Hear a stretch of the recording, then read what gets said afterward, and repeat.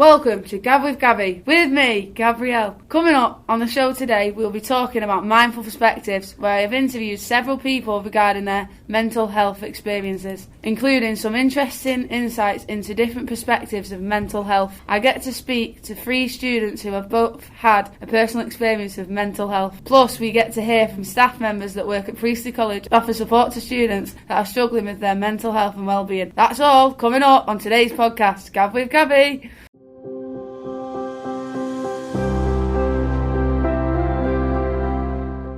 My first guest on today's show is Evan. Tell me what good mental health means to you. Good mental health. I think good mental health is just kind of being at the same level as everybody else. Because when you do have like a mental health, like say if you have depression or anxiety, it kind of brings you down to a lower level compared to your peers or everyone else around you. So to me, good mental health is literally just being at the stable level. Like, you don't have to be super happy, you just have to be at the kind of functional level. Tell me about the issues you've experienced with your mental health. You know, I've had loads, mate. So like, I think the issues I usually get, like symptom wise, I think I get like pretty full on anxiety. So like, say, because I'm on medication now, but say if someone were to like bump into me, or I was like walking down a corridor, my eyes would be watering, like I'd be on the verge of tears just walking somewhere, because I'd be so like deeply aware of everything going on around me. Tell me about how having this difficulty makes you feel. With the anxiety stuff, obviously, because you're so hyper, like I think you're so hyper aware all the time that you kind of get so tired and bogged down, and you can kind of work yourself down like because you're thinking like non-stop. I think anxiety is like a gateway into depression, because you kind of go down this spiral of worse and worse thoughts that kind of get you in this really crappy place. Tell me about when you first knew you had a problem and how you tried to manage it. So when I first knew I had the problem, I think I was very young, so we noticed it very early on, and we went through kind of like the regular kind of like child mental health system. So obviously I went through CAMS and we tried to do that, but usually a lot of the time those places don't really take you seriously until you're a lot older. So I feel like I suffered a lot unnecessarily, because basically those like CAMS and things, they just kind of wouldn't listen until I'd actually hit 18, and then they finally have to do something about it. How do you manage your own mental health? My own mental health, I think naturally you suffer so much where you get to the point where you're like, your level of kind of suffering is like, it's kind of like pain tolerance. So you go through so much where your level where something actually bothers you just gets a lot higher naturally. So like, it takes a lot more to actually get you kind of to affect you in any way. And then actually for me, it's just trying to take the medication, because it's like a massive game changer. But I think as long as obviously staying healthy is going to help no matter what. So do you think education does enough to promote mental health support and guidance? Yeah, I think it really does try. Obviously sometimes they do a right shoddy job at it, like when they brought a meditation guru in at high school and got us to all pretend we were trees.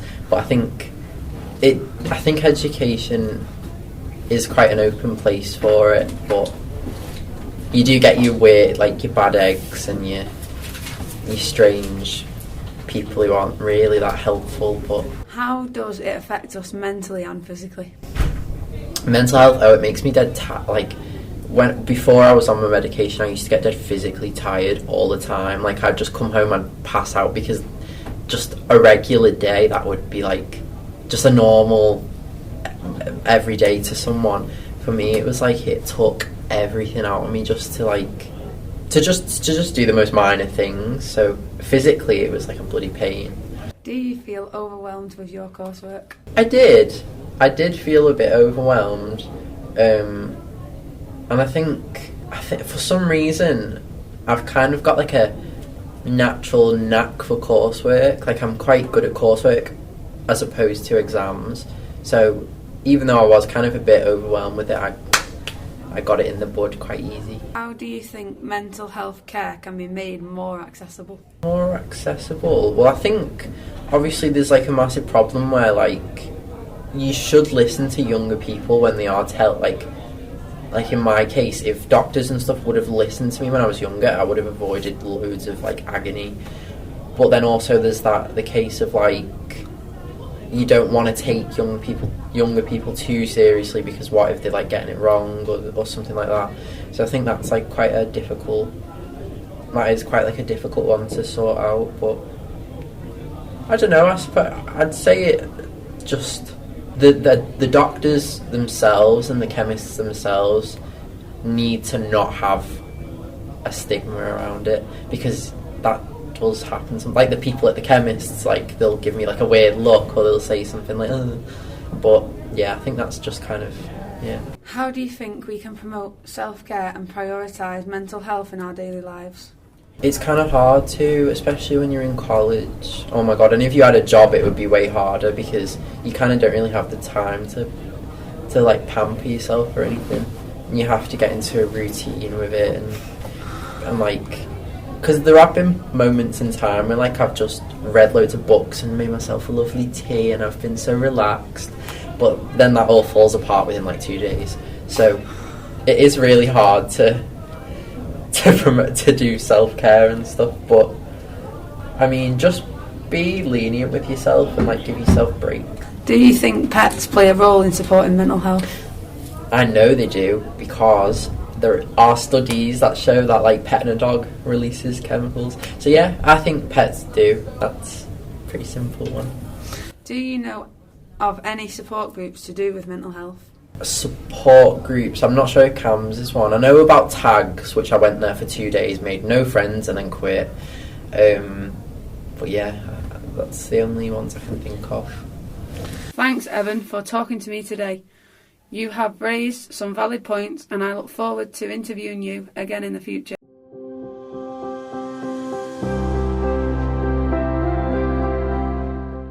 It was really interesting to talk to Evan and find out how young people cope with their mental health issues, and it made me think about how young people in education are supported by the college or school that they attend.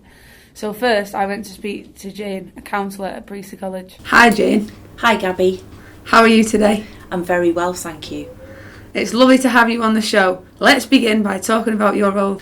So my role here is college counsellor. Tell me, what does mental health mean to you? So mental health to me means it's in relation to a person's emotional and physical well-being and how they are able to manage on an everyday basis. Tell me, what strategies are put in place in college to support students in college with mental health needs? So in college we have a very robust wellbeing team, which includes myself as college counsellor. We have a wellbeing practitioner. We also have a full team of progress tutors and pastoral heads, and we are also supported by a study support team which includes an inclusion manager and learning support assistants. Tell me about the support you offer to young people suffering from mental health problems. So for me as college counsellor, I will see students for counselling therapy, that allows them to access support where they can come and talk in a safe and confidential space about any worries, any concerns, any problems that they may be experiencing. Tell me about what training you have had to support young people with mental health problems. So I qualified quite some time ago as a counsellor. I have a degree in counselling. I have a postgraduate degree in supervision. I've also done a number of other qualifications which are in relation to bereavement support and trauma. I've also done qualifications in supporting children and young people and I've worked in FE for 25 years. Tell me, how can you help a student that is struggling with their mental health? So I would initially see that person for what we would call an initial assessment, and that encompasses a risk assessment. It also allows me to find out what issues that person may be struggling with and what goals they feel they want to focus on in counselling therapy. We would then agree a block of counselling sessions, which are normally up to 6 sessions of counselling, where I would then support that person over a number of weeks and months. What is your perspective on the stigma surrounding mental health? I think that it's very important for people to feel confident enough to talk to somebody if they are struggling with their mental health, rather than bottling up their feelings themselves and feeling that there's nobody else available to support them. It's really important that they feel confident to talk to somebody, because there's always somebody there that will be able to help and listen as well. That's really important. Tell me, what impact you think social media has on young people's mental health? I think that it can be very positive in that it raises awareness of a whole range of things that may impact on a person's mental health, and also raising awareness of things that we can do that will help our mental health in terms of lifestyle changes, the impact of social media on our mental health as well, so to reduce the stigma. What advice would you give to young people to prioritise their mental health in their daily lives? I think it's important to have a number of kind of what I would call self-help strategies in place, and that's really starting at the very basic level of looking at your diet, your sleep, making sure that you're getting some exercise and relaxation, that you are getting some natural sunlight, which is really good for promoting vitamin D and helping to promote better sleep, quality of sleep. So they are really the things that I would say are the basic fundamental things, but making sure that you are supported by a good network of friends and family, and knowing that they are there to talk to. If you were a student again, what piece of advice would you tell your younger self? If I were a student again, I would say to myself that try to do the best that you possibly can, and that is good enough. Not to be too hard on yourself, and making sure that you prioritise your well-being alongside any studies that you are doing. Tell me about how you can tell if someone is having difficulties with their mental health. That can be often quite challenging to spot, because people will present with a whole range of symptoms. Some people may have changes in their behaviour, they may have changes in their health. Some people may feel they're able to talk about their struggles, whereas other people may become very reserved. They may be very quiet, and it's been noted by their tutors that something's not quite right, but they're just not sure what it is. And that can sometimes be quite challenging for us, because a lot of the time we rely on that person to tell us if they're struggling, particularly if they want to access wellbeing support. So that really is about having a close relationship with your tutors, in being able to feel you can approach them if you're struggling at any point, to make them aware that there's a problem, and also so that we can get the most appropriate support for that person. Tell me, what impact do you think COVID had on young people's mental health? I think that's a really good question, and it's difficult to answer in the time I think that we've got, but it did have quite a profound effect on people's mental health, in terms of people not being able to come to college, and having that routine and seeing their friends, having those social support systems in place, seeing their tutors, and also more importantly having access to all the services that we provide here, including wellbeing support, did see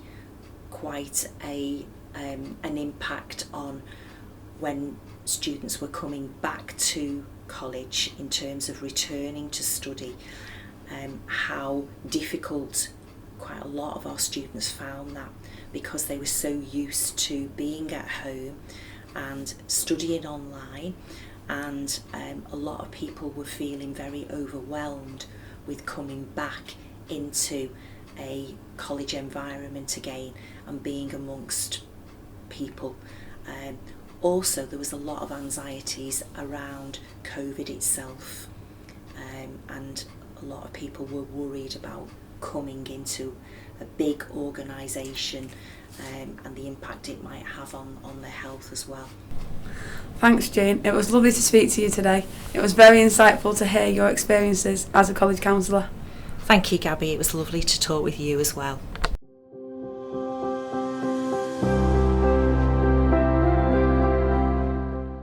So that was Jane giving some useful insights into how they deal with students experiencing mental health concerns. I now welcome an anonymous guest to the show, sharing their own personal experience with mental health. Tell me what good mental health means to you. Good mental health means good self-esteem and confidence and being able to live your life. Do you think education does enough to promote mental health support and guidance? Yes and no, because for me, my learning support assistants help me by talking to me about my problems, but in some cases schools don't really have enough experience and can sometimes handle situations in a worse way, which will mean a person who is suffering with mental health issues can suffer more. Do you feel overwhelmed with your coursework? Yes, because there's a lot of workload and homework that I need to do, and it can make me feel overwhelmed because I have a lot to juggle. Do you think pets play a role in supporting mental health? Yes, because they are therapeutic and they can also be trained to be therapeutic in terms of like mental health, like emotions and physical health, so they would be beneficial for mental health. Do you know of any support groups to do with mental health? No, because support groups aren't really spoken about as much,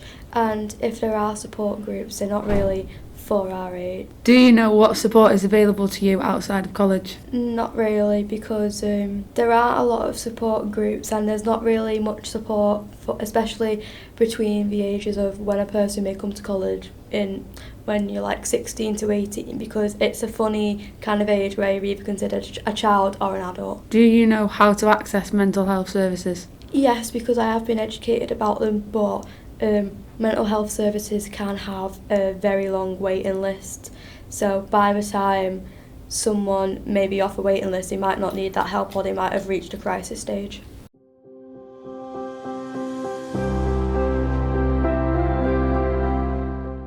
So that was my anonymous guest, giving some useful insight into how, as a student, mental health can affect them. My next guest is Tracy, who is the Inclusion Manager at Priestley College. Hi Tracy. Hello Gabby, nice to meet you. How are you today? I'm very well, apart from the rain. I wish the sun would crack. It's lovely to have you on the show. Thank you for having me. Tell me, what is your role at Priestley College? My role at Priestley College is Inclusion Manager. So I look after all the students who have any SEND issues, particularly those students who've got education healthcare plans, to ensure that they've got the right support. I also oversee those students who have physical, mental health needs, any learning needs, to make sure that they've got a wellbeing plan in place or a student support profile, but also oversee other support and oversee a team of learning support assistants, as well as managing the Learning Resource Centre. Tell me, what does mental health mean to you? Mental health means looking after yourself, not physically but mentally, in terms of ensuring that your mental health is good. So some people can have good mental health, others can have bad mental health, and it might vary depending on your situation. You could also, if you're stressed, if you're anxious about things, that can have an impact on your mental health. If you have, family circumstances which have affected you, that can also affect your mental health.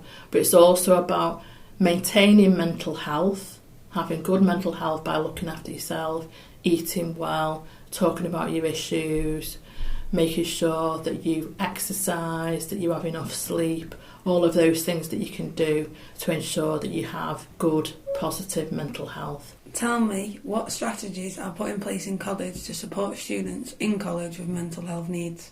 I think one of the important things is to make sure that they've got somebody to go to, like a go-to person.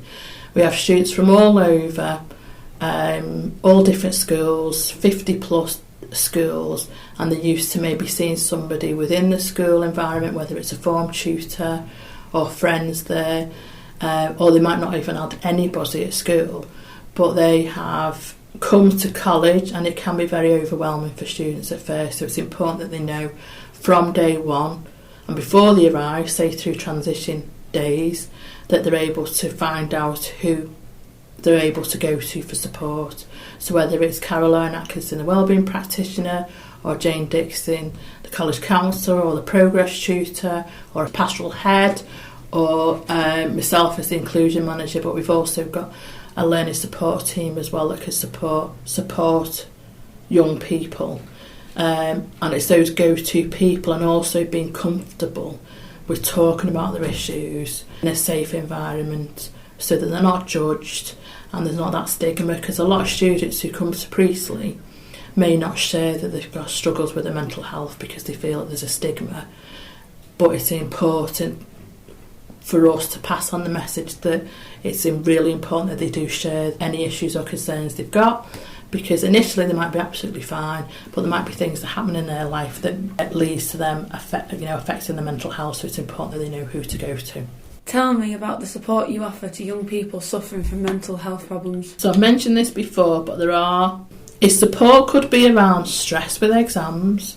It could be, things that trigger them, whether it's coursework deadlines or friendship groups and things. So it's making sure that they've got an opportunity to talk to people about it, and whether it's support with work if they're feeling overwhelmed. And we've got graduate teaching assistants, we've got learning support assistants, but we've also got, for specific help, we've got Jane Dixon, and we've also got Caroline. In addition to that, it's also ensuring that we can refer students for external support if it's something specific that they need, whether it's like struggling with eating disorders or with their mental health, or encouraging them to go to the GP. There's also those students who might need to be referred for like an autism diagnosis or an ADHD diagnosis, so we'll support students with that as well. Tell me about what training you have had to support young people with mental health problems. I've had a lot of training over the years. I used to be a counsellor for a number of years, although I don't practice that anymore, but I think that really helps. But also in terms of training through my job, external courses and things just to help people. In addition, we've got the mental health first aid training, which I've done a few times, which looks at overall the different mental health problems. And we're trying to encourage as many staff as possible to have the mental health first aid training as well as students. Tell me, what advice can you offer to young people that are struggling with their mental health? One of the best advice I could give students, and this is a cliche, is a problem shared is a problem halved. Many young people and also older people struggle because they don't talk about their issues and they keep it in. And that means that they might become irrational in terms of thoughts. They might make the problem bigger than it really is. And once they've talked about it and offloaded, then that makes the problem a lot less and not as bad as they think, because you'll always get some support with it. In particular, that is an issue with young men and older men, unfortunately. So it is about talking about it, not being ashamed about it, not having the stigma around it. By talking about it, they're able to get the right support, because it's sad to think that some people really struggle with their mental health and not have the opportunity to talk to people, whether it's within college or through like external agencies or family members. because I'm sure a lot of family members would rather you talked about it rather than suffering in silence. Tell me how you can help a student that is struggling with their mental health. So what we do, as part of my job, we identify students, so when they come in for their interview, they can disclose anything that they're suffering with. So it could be in terms of a learning need, it could be like physical or mental health. So a lot of students will share with us their mental health issues that they might struggle with at school, whether it's anxiety or low moods or depression, and then we can send them like a wellbeing plan, and it helps us to support them as soon as they start college. So it's really important that tutors are aware of, to an extent, that a student is struggling with anxiety or they're struggling with mental health generally, and how they can support them from day one. But it's also making sure that they know where to go to if they do need it, because they might be absolutely fine at the beginning of the year, but then there might be things that impact on the mental health during the year. So it's making sure they know that they've got people they can talk to. What is your perspective on the stigma surrounding mental health? I think there is a bit of a stigma. I think it's getting much better because of things like social media, and also there are a lot of like famous people who are in the news and things that have been sharing their struggles with mental health, which helps others think that I'm not on my own, and it's fine to do that and it's fine to seek help. But there are still some people who do not want to share it because they feel that there is a stigma and they'll be judged. But it's important to feel safe in the environment, that you're not going to be judged by anyone, and that people will be happy to help in general. So it's trying to reduce that stigma. But the more people know about other people with mental health issues, the easier it is for those people to feel that they're not alone. Tell me, what impact you think social media has on young people's mental health? So in terms of social media, I think there's lots of positives in relation to, those people who share their struggles with mental health online, and also there's lots of advice that's given. But you've also got to question some people's, in terms of the advice, is it the right advice?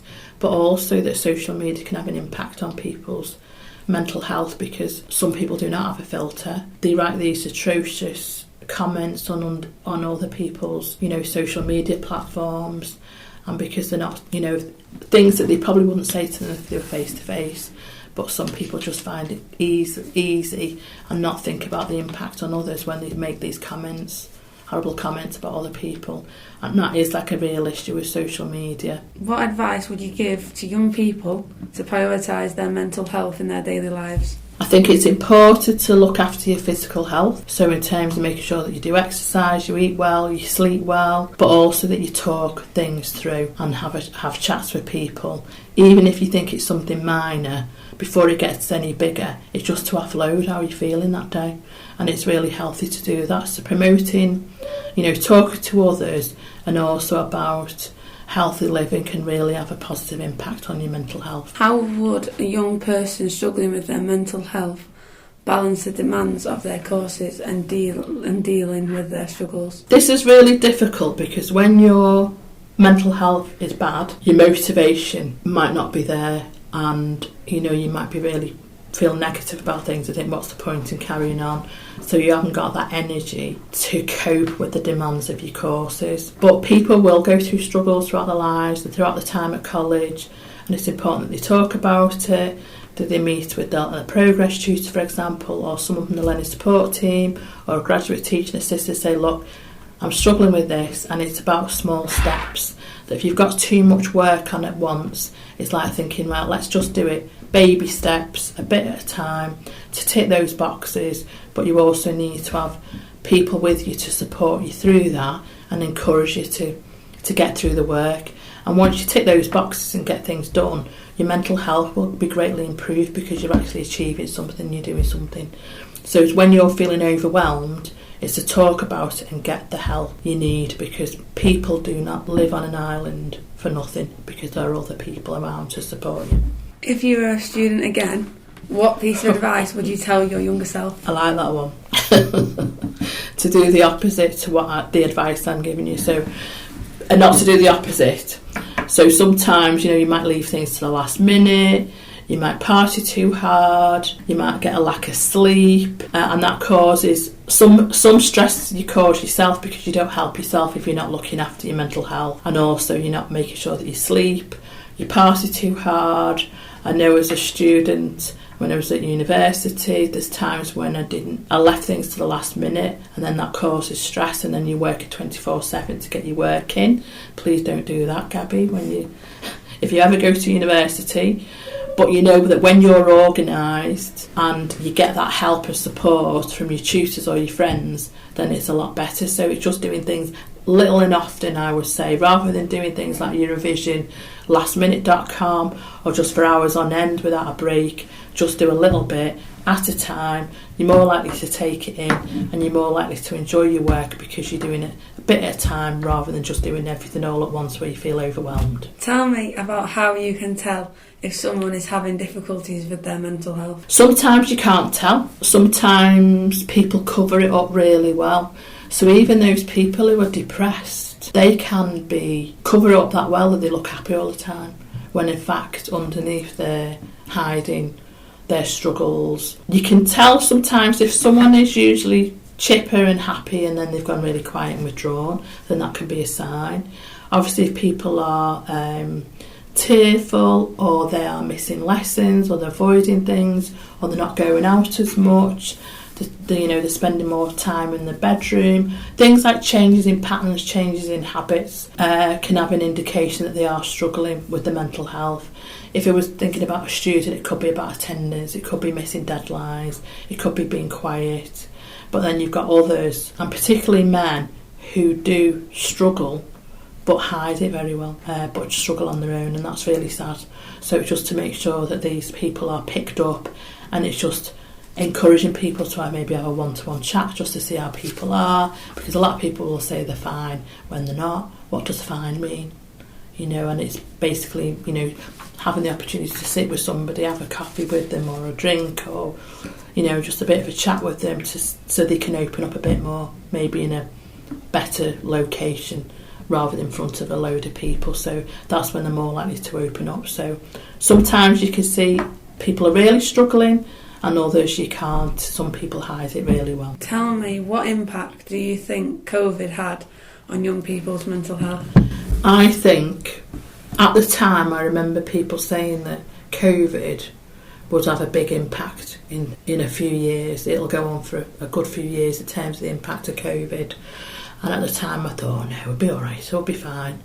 But more and more it goes on. In terms of the last 4 years, I can see it in terms of people's struggles, but also the fact that, people are less likely to go out as much. And sometimes that might be a good thing, and maybe you've seen that family are more important. But I think some young people do struggle with anxiety, things like social anxiety, mixing with people, because they were so used to being at home. And also from when people were babies, like when they didn't go to nursery, all that social interaction that they lost. So even the ones that are coming through from young, like babies to nursery to primary, I know like friends of mine who were teachers in the primary sector and nursery sector can see how the learning has been delayed with those babies and young children, but also the fact that they have not interacted as much, not developed as much, so they're playing catch up all the time, and that'll probably be the same for a number of years. But I can see in terms of the number of referrals for to the mental health services, the waiting lists, that's obviously having an impact on young people, for seeking help, and also the number of referrals that have been for autism and ADHD have gone up greatly over the last year or so. So the impact on services has also been massive. Thanks, Tracy, for talking to me today. You have raised some valid points, and I look forward to interviewing you again in the future. Thank you, Gabby. Really enjoyed it, and good luck. Thank you.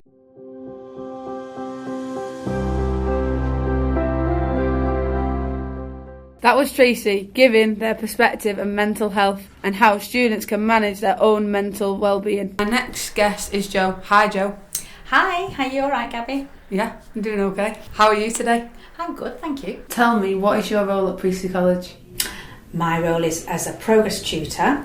I have to develop the social skills and help people become more employable during the time at college, so that when they leave Priestley College they can go on and get a job or go on to university. So it's to help develop those skills and support them while they're in college. So that could be in a mental health capacity, or it can be just to give them the extra support they need to help them get through the courses. What does mental health mean to you? Everybody has mental health. So at times it's good, other times it can be a bit wobbly. So good mental health is when you're feeling life's exciting and you can just keep moving forward. Tell me about the support you offer to young people suffering from mental health problems. Support we offer is, first of all, we'd have a sit down and a chat and find out what it is that's, the problem, what they're struggling with. In some cases that can be their college work, so they're struggling to balance that, so we might suggest they go and see a graduate teaching assistant to get some help with balancing the work out, organising the work more effectively. But if it's more of a mental health concern that they are worried about coping, we would refer them. We first of all would try and help them ourselves as a progress tutor. If we didn't feel we had the tools to do that, we would refer them on to the wellbeing practitioner or the counsellor. Tell me about what training you have had to support young people with mental health problems. Okay, all the progress tutors have had mental health first aid training, so they've all done that qualification. So that shows us all the different types of mental health conditions so that we can try and support each one, and it also gives us information on what sort of organisations that are out there that we can get them involved with to help them, to overcome any problems that's stopping them carrying on with life and doing their studies. I also do lots of training online through like webinars and things like that from CAMS or from Cooth. Recently done one with Cooth. I also, which was in my own time, did a counselling qualification. Tell me what advice that you can offer to young people that are struggling with their mental health. Get your breathing right first, always, so that you're calm. Get out and get some fresh air, do some exercise, speak to somebody. Always speak to somebody and let them know how you're feeling, so that they can try and support you. It's always best to vocalise how you're feeling. And say ask for help all the time. That's the main thing. But breathing, exercise, eating healthy, just sort of having a healthy sort of lifestyle. Tell me, how can you help a student that is struggling with their mental health? And so if a student came to me and they were struggling with their mental health, first of all I'd try and find out what it was. Not all students will tell you, because obviously they feel it's not our business as such. So I would focus on how it was making them feel, how it was impacting them. And once I knew those sort of things, I'd know where to refer them on to. But would always be encouraging regular check-ins so that they come and have a chat. Even if they want to offload but not share, they can still come and have a chat to try and help them through that. What is your perspective on the stigma surrounding mental health? I don't think the stigma is as bad as it used to be. I think stigmas tend to be the person themselves stigmatising themselves and thinking that they're weak because they've got mental health concerns, whereas I believe everybody has that to a point, and it just depends on what part of their life it hits them.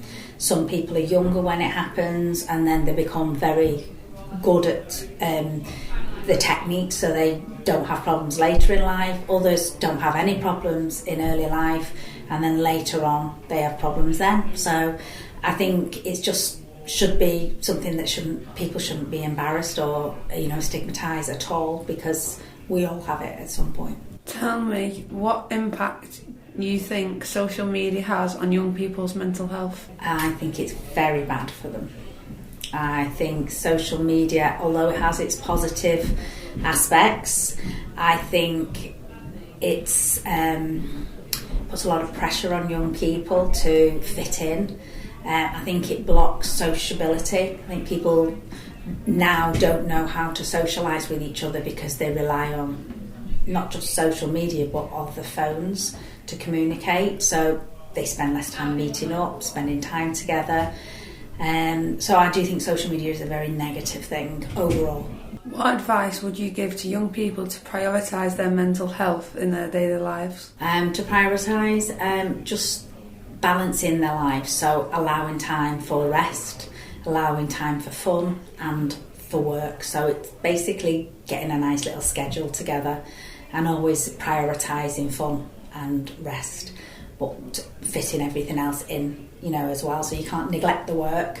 You need to get a balanced approach and also listen to your own body. And if you're starting to feel unwell, then that might mean that you need to have more of a break, but you need to get some advice to help you with that. How would a young person struggling with their mental health balance the demands of their courses and dealing with their struggles? Through timetables. So basically I always encourage my students to print a timetable off, add on a Saturday, Sunday, and work out how they can slot the right amount of hours in for the studies. So we encourage 4 hours for each subject. We would say, so that's most students will have 12 hours a week extra work to do outside of the lessons. So we would encourage them to timetable that in, so over the weekend. So they are also timetabling in when they've got events on or sports or hobbies, so that they can see where the gaps are and then slot those subjects into those bits for their study. Try and do as much in the college time where they've got free periods, and ensure they have breaks, regular breaks as well. So even if it's just go for a walk, but do something substantial in that break, not just sit there staring at the phone. Maybe talk to somebody or go and have a good walk or something like that to make them feel like they've had a break rather than been straining their eyes on the phone or things like that. If you were a student again, what pieces of advice would you tell your younger self? I was an over reviser. I revised ridiculously and ended up very, very stressed. So my advice would be to get a good plan together. Don't focus completely on the studying, to make sure the fun time's in there, which is what I missed out. I let myself sleep, I let myself eat, and I let myself work, but I didn't have any fun time. So that affected my mental health and made me get very, very stressed just before my exams. So I would tell myself to have more fun and factor that into my schedule. Tell me, what impact do you think COVID had on young people's mental health? Quite a lot. Like social media, COVID stopped people socialising. Therefore, people lost the interaction with other people, so they find making new changes, new relationships quite difficult. So the move up to college, it's not just the increase in work that affects them, it's the change in venue, it's not familiar in the environment, they've got to make new friends, and because they've relied on the same school friends throughout school, they've got used to that, and change on itself can have a massive impact. Thanks for chatting to me today, Jo. It's been lovely to have you on the show. Thank you for having me. I've loved it.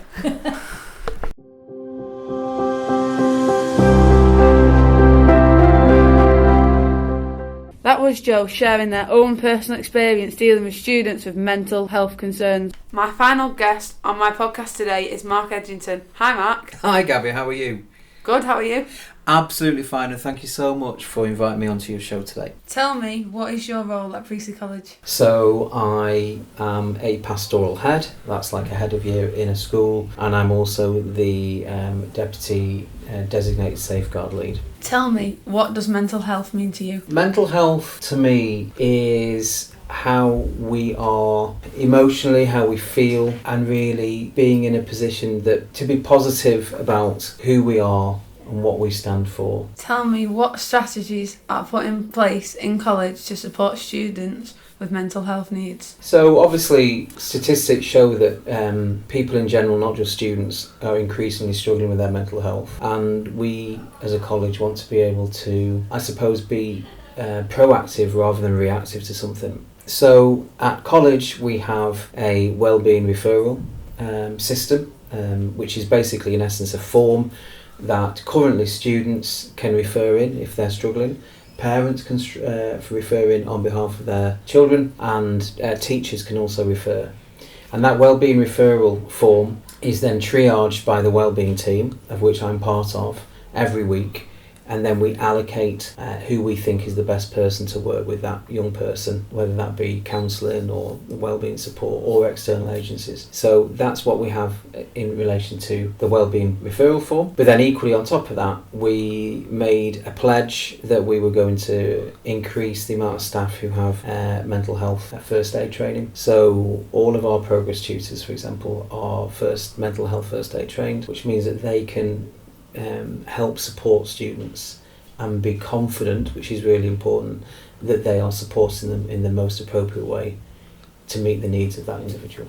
Tell me about the support you offer to young people suffering from mental health problems. So I think really that's the same almost as the last question really, is that we have lots of different, I suppose, entry points for students to be able to access ultimately our counsellor or our wellbeing practitioner. But then equally we have those progress tutors who will work and do one-to-ones with those students to try and support them.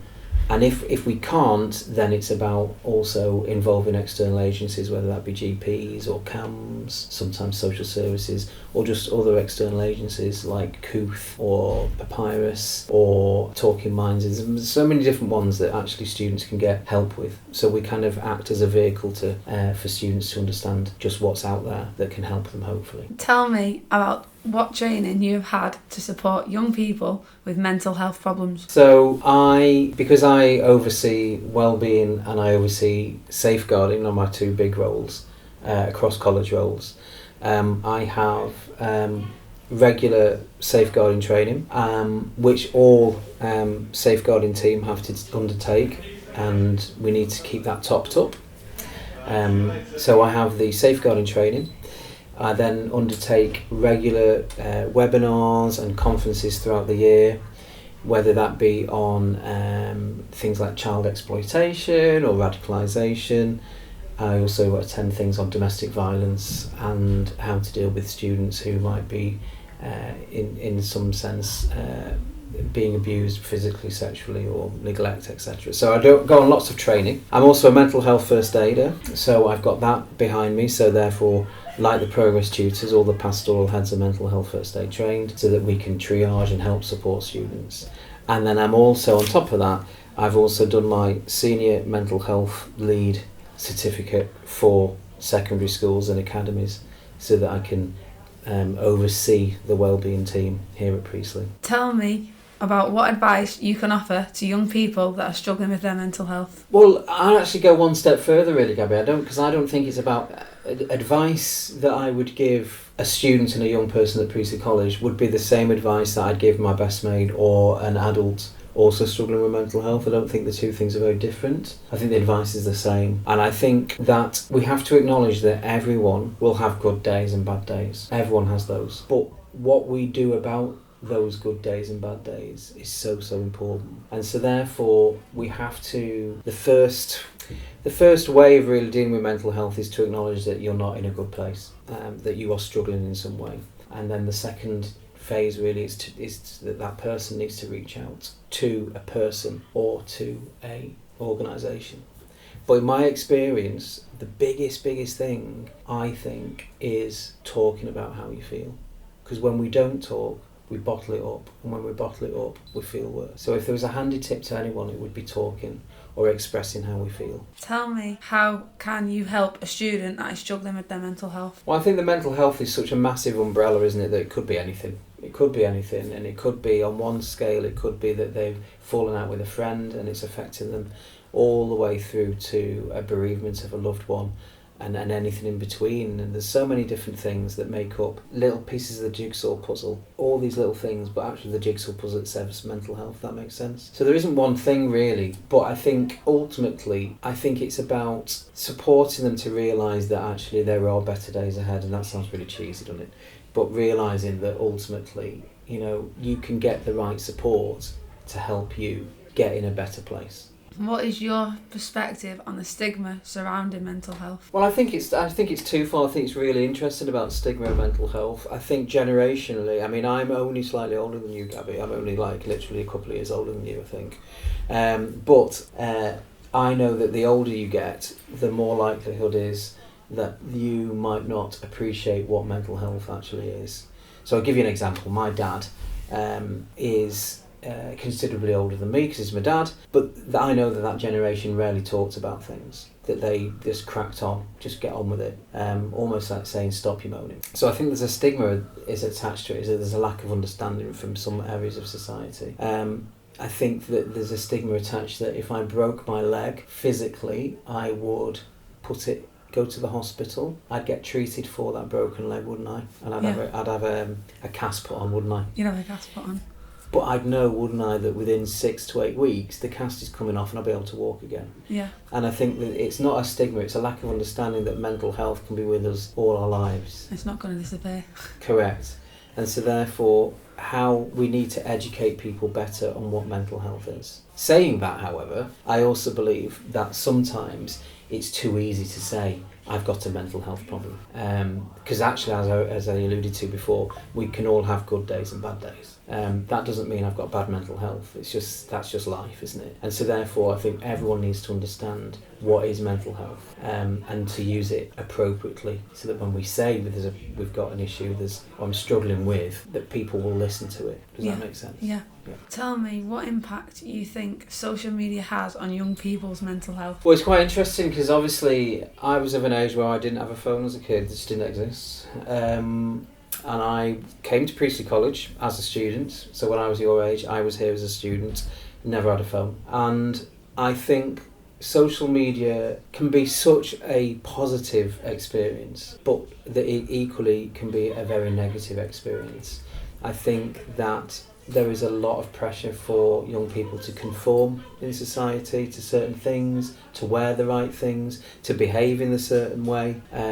I also think that it can be too easy to attach yourself to saying, well, they're like that, so I need to be like this. For example, if someone self-harms, there is research to show that within that friendship groups, other people will also self-harm. Now, that's not because it's struggling or anything. There's something called the domino effect of people perceive that to be okay to do. Does that make sense?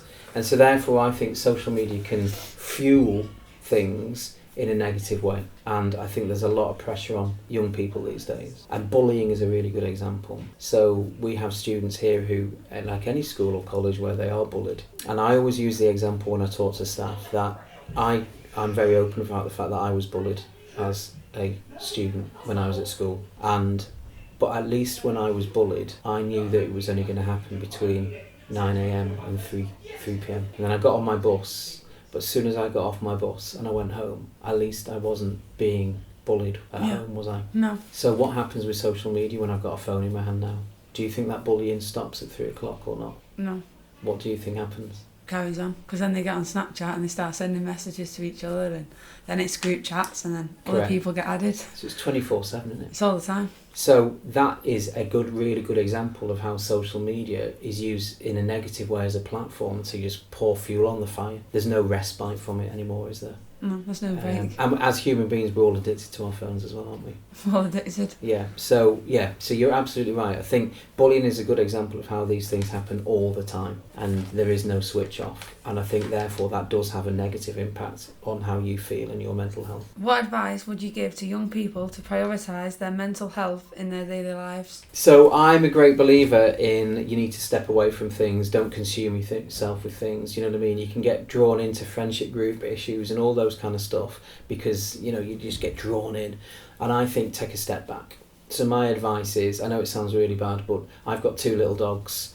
And I make sure that if I'm annoyed in the working day, because someone's annoyed me in the day, some teacher or somebody I work with is, what's going on there? I'll just take my dogs for a walk. I'll escape. I'll do stuff. I think hobbies, it sounds really kind of like, really? But I think hobbies and having something to do is so important. I think the more that we get out, we socialise, we see our mates, or I like reading, I like doing art, I like walking my dog, I like going for a run. So my advice is to just basically not sit in your room, because if you think sitting in your room, you're overthinking, and you're going to spiral. So my kind of suggestion, because I use it myself, is get out, go and do stuff, go and live your life. I agree with that, Mark, because so what would you do? when I'm in a bad mood, or I get in from college and I think, God, That teacher's got on my nerves today. Yeah. I need to get out. I need to do something.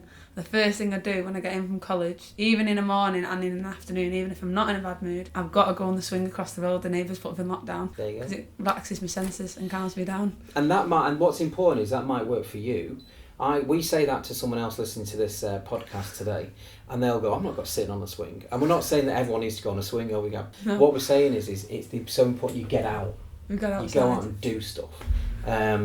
And, you know, particularly it's lighter now, and I think in the summer months, you know, use that time. And then promise yourself that by the time you get back off that swing and you go home, you've left all the troubles of your day on the swing.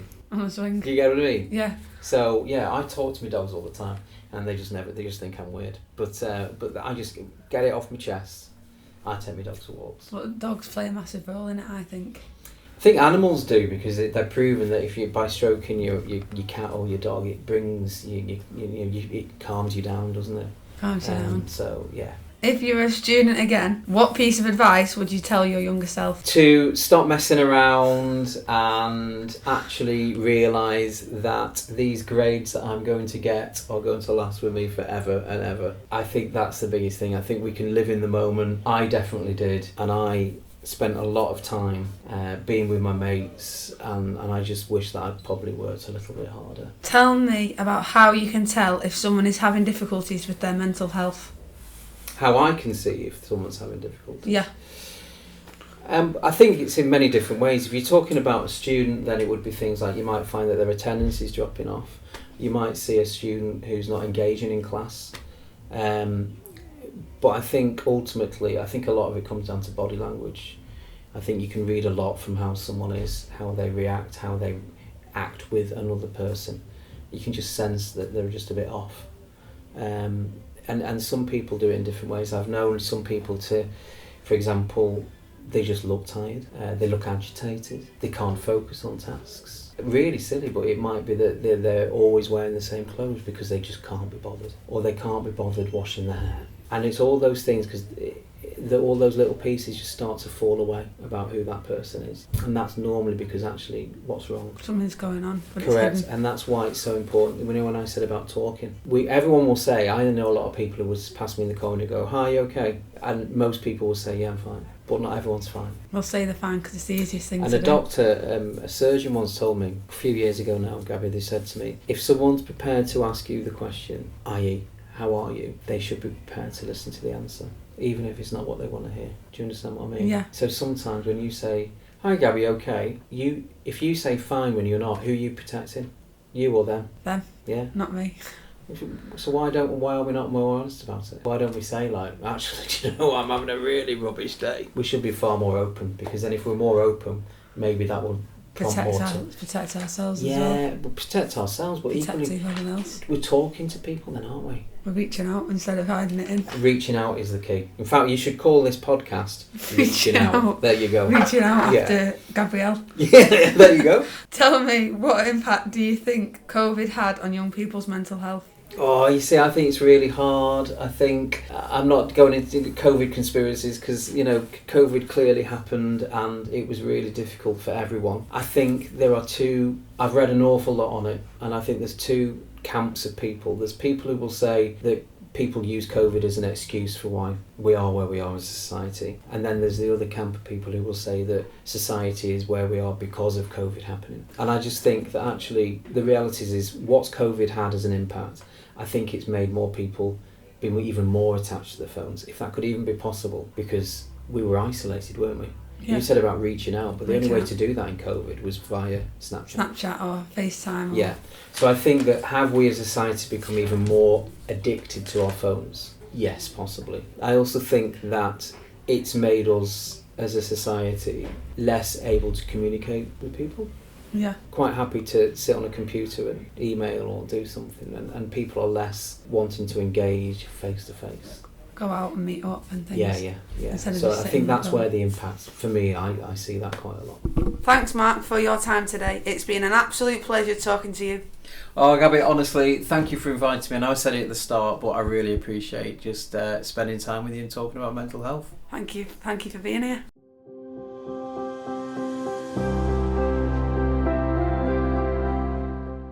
that about wraps up this podcast. I would like to thank all of my guests for their insight into the complex and interesting topic of mental health and have given us valuable tips and personal stories on how people deal with it. Coming up next week on Gab with Gabby, we have more wonderful guests talking about our next topic, which is body image. Until next time, I've been Gabrielle and you've been listening to my podcast, Gab with Gabby. See you all next time.